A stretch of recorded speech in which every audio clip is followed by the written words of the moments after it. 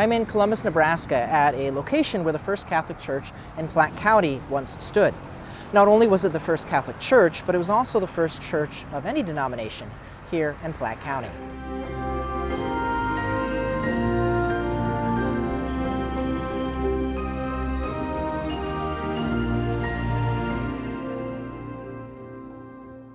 The city of Columbus was established May of 1856 by a group of men from Illinois and Columbus, Ohio, primarily of German heritage.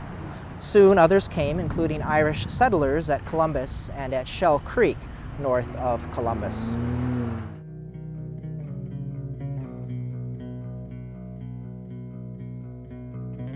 The site of Columbus was chosen because of its location at the confluence of the Loup and Platte rivers. At the time it was platted, it was located on the Oregon and Mormon trails. This location proved ideal for providing for the needs of the pioneers moving west. Plus, it was the site of the ferry across the Loup River. This main trail was located on what is now 7th Street here in Columbus, which became their first main street.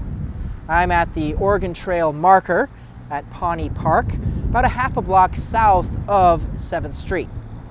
The location advantage of Columbus was bolstered by the coming of the Union Pacific Railroad main line in 1866.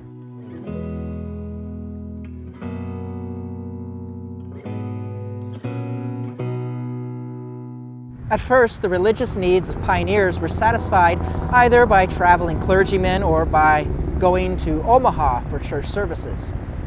The apostolic vicar, James O'Gorman of the Nebraska Vicariate, commented in the 1860 official Catholic directory, "Stations have not yet been formed for want of priests, and the scattered manner in which Catholics have located themselves in these vast tracts."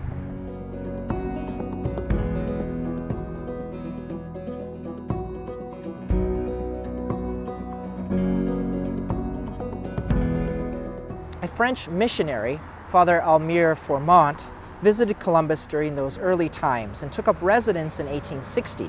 In that year, a small log cabin Catholic church was built on the northeast corner of what is now 8th Street and 18th Avenue, and named St. John's after the patron saint of one of its founders, John Browner. This log cabin church had a thatched roof which was later covered with boards. It had a door on one side and a window in each of the other 3 sides. Father Formant remained in Columbus until 1863, when he was replaced by Father William Kelly, the patriarch priest of Nebraska, the first priest to be ordained within the territory. At that time, the log cabin church was replaced with the first wooden frame church in Columbus, located 1 block north on 9th Street and 18th Avenue. The location of this church can be seen on maps from Columbus from 1885 through 1893.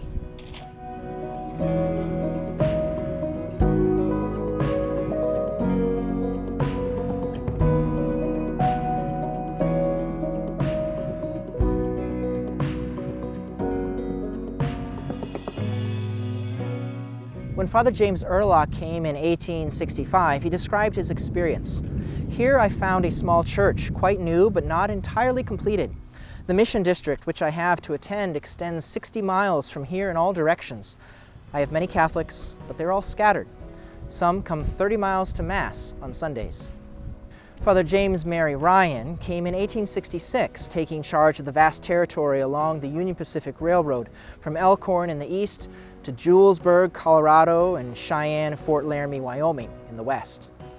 Father Ryan enlarged St. John's Church, putting up a bell and steeple and a parish house. In 1881, a brick veneer was added to the church. St. John's Church became popularly known as Father Ryan's Church. In the late 1860s, the number of German and Polish immigrants increased rapidly. Catholic immigrants who came to worship at St. John found that Father Ryan was not fluent in either German or Polish. As a result, they established their own parish in 1874, located a block from St. John on the northwest corner of 8th Street and 18th Avenue, actually across the street from where the first St. John Church had been. History has lost the name of that church. as it just simply refers to it as the Catholic Church. From this church would be formed St. Bonaventure when the Franciscans came to Nebraska in 1877. The presence of the Franciscans was so important to this area that the next episode will be dedicated to them. Father Ryan's parish, which probably never numbered more than 36 to 40 families, was dwindling more and more since the majority of Catholics switched over to St. Bonaventure's church. Father Ryan, too, was getting feeble because of age and his strenuous career. Already in 1883, Father Ryan had spoken of retiring, and the bishop had encouraged him to do so, but he remained at his post until the end of 1891. Father Ryan remained at Columbus, returning to Omaha only a few months before his death. Father Ryan died a few hours before dawn of Easter morning, March 25th, 1894. He is buried at Holy Sepulchre Cemetery in Omaha.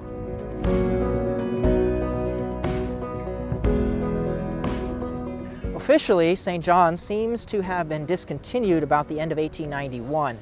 The last mention of St. John in the official Catholic directory comes from 1892. With the last of St. John's parishioners joining St. Bonaventure, St. John's Church was sold and funds applied to enlarging St. Bonaventure's church to accommodate the added numbers. In 1893, a letter to Bishop Scannell was signed by former parishioners of St. John's as they asked for permission to do so.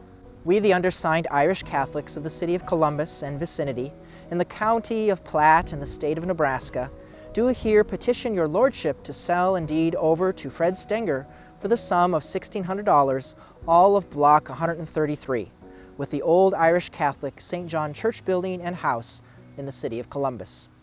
Moreover, we humbly petition that said $1,600 be given to Reverend Pacificus Conan to pay part of the debts of St. Bonaventure Church, which is now our parish church.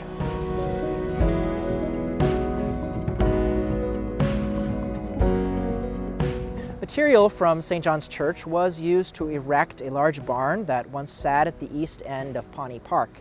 The bell from St. John's Church, embossed with a figure of Mary Immaculate, was moved to St. Bonaventure School. In the next episode, we will consider the impact the Franciscan Fathers had on the Catholic Church in Platte County.